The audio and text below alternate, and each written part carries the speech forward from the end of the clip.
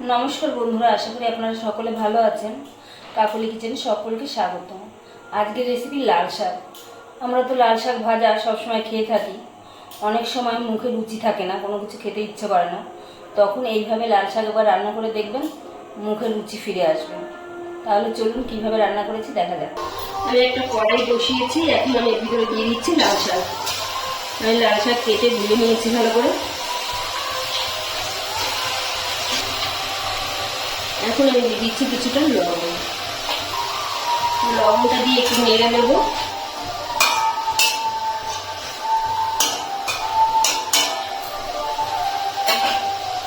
আমি এখন ঢাকা দিয়ে দিচ্ছি শাকটাকে সিদ্ধ হওয়ার জন্য।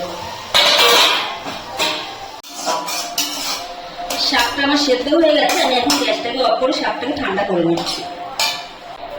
এটা কড়া বসিয়েছে, এখানে আমি একটা শুকনো মশলা তৈরি করে নেবো। প্রথমে দিচ্ছি দুটো শুকনো লঙ্কা, আর দিচ্ছি 1 চামচের মতন পাঁচফোড়ন। মশলাটাকে একটু ভেজে নেব, হালকা করে একটু ভেজে নিতে হবে, খুব বেশি ভাজবো না, পুড়ে গেলে আবার ভালো লাগবে না।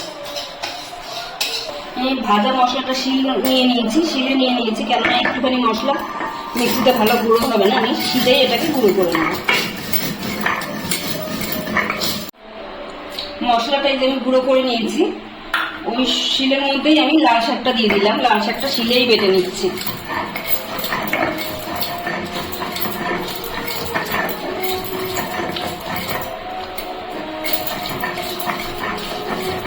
আমি এখানে সরষের তেল গরম বসিয়েছি, তেলটা ভালো করে গরম করে নিয়েছি। এখন আমি দিয়ে দিচ্ছি 2-3টে রসুন থেতো করে।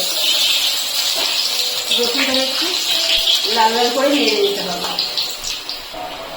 আমি অল্প পরিমাণে একটু তেঁতুল জলে গুলে রেখেছিলাম, তেঁতুলটা নিয়ে কেটে দিয়ে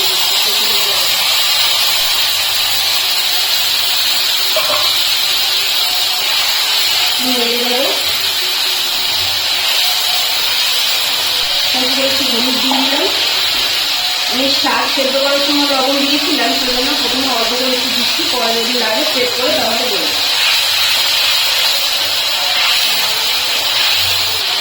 এখন আমি যে শাকটা বেটে রেখেছিলাম শাকটা দিয়ে দিচ্ছি।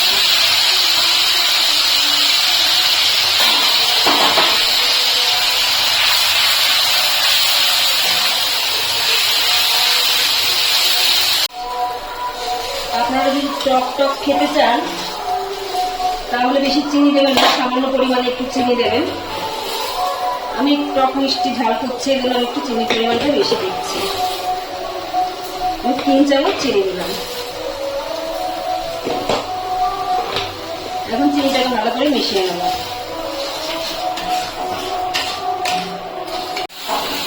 চিনিটা আমার ভালো করে গলে গেছে, মুখ থেকে জল বেরিয়েছিল, জলটাও শুকিয়ে গেছে। এখন আমি যে ভাজা মশলাটা করে রেখেছিলাম মশলাটা দিয়ে দিচ্ছি। মশলাটা দিয়ে ভালো করে নাড়িয়ে চাড়িয়ে নামিয়ে নেব। মশলাটা দিয়ে আমি ভালো করে মিশিয়ে নিয়েছি।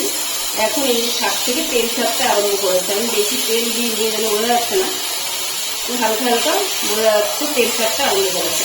এখন আমি এটাকে নামিয়ে নিচ্ছি। এই রেসিপিটি যদি ভালো লাগে তাহলে একটা লাইক, কমেন্ট ও সাবস্ক্রাইব করে পাশে থাকার অনুরোধ রইল। আর যারা ফেসবুক থেকে দেখছেন তারা এখন থেকে ফলো করবেন।